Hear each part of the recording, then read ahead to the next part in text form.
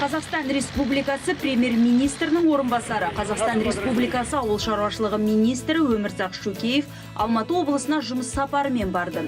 Өңірдің ауыл шаруашылығы өнімдерін шығаратын бірқатар кәсіпорындардың жұмысымен танысып, алдағы жоспарын тыңдап қайтты.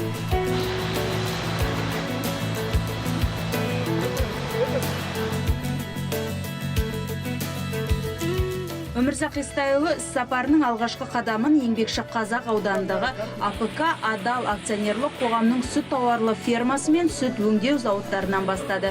Күніне 25 тоннаға дейін сүт өндіріп отырған кәсіпорын директоры компанияның жай жапсары мен егжей-тегжейлі таныстырды. Казагро арқылы қаражат алдық. Барлығы 330 миллион теңге жұмсалды. 5 жыл бойы уақытында өтіп келеміз. Ферма 2,5 мың басқарды алған. Оның 1396-сы сауынды сиыр. Кәсіпорынның тәулігіне 150 тонна сүт өңдейтін екі цехы бар, зауыты да жұмыс істеп тұр. Бұл жерде сүт өнімдерінің 56 түрі шығарылады. Тек сауын залында 50 адам жұмыс істейді екен. Биыл кәсіпорын басшысы облыс әкімдігімен бірлесіп 50 шағын отбасылық ферма құруды жоспарлап отыр. Алдағы уақытта олардың саны 300-ге жеткізілмек. Құзырлы орган басшысы Өмірзақ Шөкеевтің де ұсынып отырған бірлескен кооперация үлгісіне сайма-сай. Весь этот бизнес можно просто по полочкам расписать. Бұл бизнесті тізбектеп жазып беруге болады. Оған 4 адам, трактор, косилка керек. Оған қанша қаржы қажет екенін де санап беру керек. Мүмкін несие алар. Міне бар жоғы осы ғана. Алайда кәсіпорын басшысы мұндай жұмыстарды қолға алу үшін мемлекет көмегі керек екенін алға тартты. Ал Қазақстан Республикасы ауыл шаруашылығы министрі Өмірзақ Шөкеев министрлік тарапынан қажетті шаралардың барлығы орындалатынын айтты.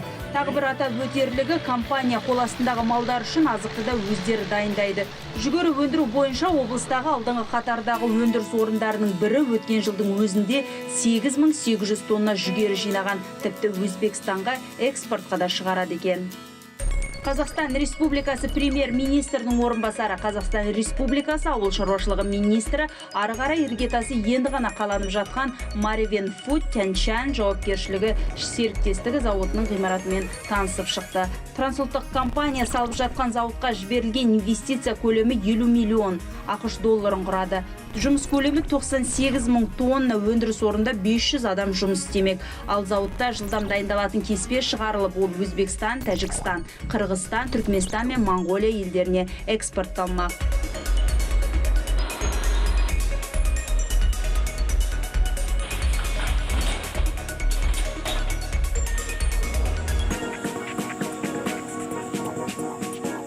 Вице-премьер Гринленд Алатау жылыжай кешеніне де бас сұқты. Кәсіпорынның іргетасы 2009 жылы қаланған. Соңғы үлгідегі жабдықтармен жарақтандырылған зауыттың жалпы алаңы 10,5 гектар. В первую очередь мы выращиваем 5 гектаров огурца. Это вот у нас 2 гектара, 3 котла, каждый по 5 мегаватт. Бұл жерде қиярдың 2 түрі, қызанақтың 2 түрі, салас шөптері де өсіріледі. 232 жұмыс орны құрылған, ал мұның бәрі табиғи таза өнім екен. Мы можем смело говорить, что это органическое производство. Бұл органикалық өнім екендігін сеніммен айта аламыз. Біз ауыр қоспаларды пайдаланбаймыз.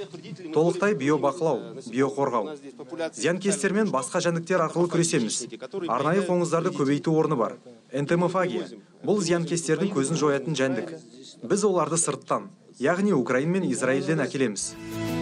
Вице-премьер сапарын Іле ауданындағы Сарыбұлақ жауапкершілігі шектеулі серіктестігі құс фабрикасында жалғастырды. Кәсіпорын құрамында жұмыртқа шығаратын құс фабрикасы, соя зауыты, бройлерлік құс фабрикасы бар. Шығаратын өнімдері тауық жұмыртқасы, құс еті, соя майы, шұрот.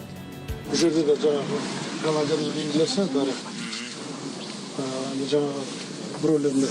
Мұнда бір неге 130 мың тауыққа дейін отырады мұнда. Бұрынғы 5 қораның қазір 1 қора.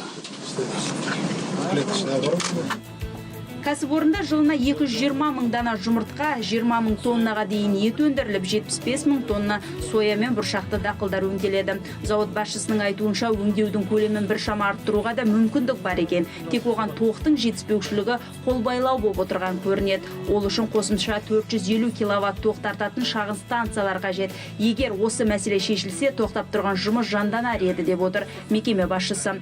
Сондай-ақ өнімдер өз елімізде ғана емес, шет елдерге де саудаланады. Алдағы уақытта бұл межеден асуы да жоспарда бар. Біз 50 миллиондай былтырдан бастап Афганистанға шығарып жатырмыз. Биыл да бар. 50 миллион жұмыртқа, ол бір 3 миллион долларға дейін жетіп шығарып жатырмыз қазір. Міне, осылайша білдей бір облыстың ауыл шаруашылығының қарқынымен танысып шыққан Өмірзақ Шөкеев алдағы уақытта шешуді қажет етіп тұрған бірқатар мәселелерді түртіп алды. Шаруалармен бірлесе жұмыс істеуімен ерекшеленген министр әр айтылған сөздің далада қалмай уақытында орындалатынына уәде берді.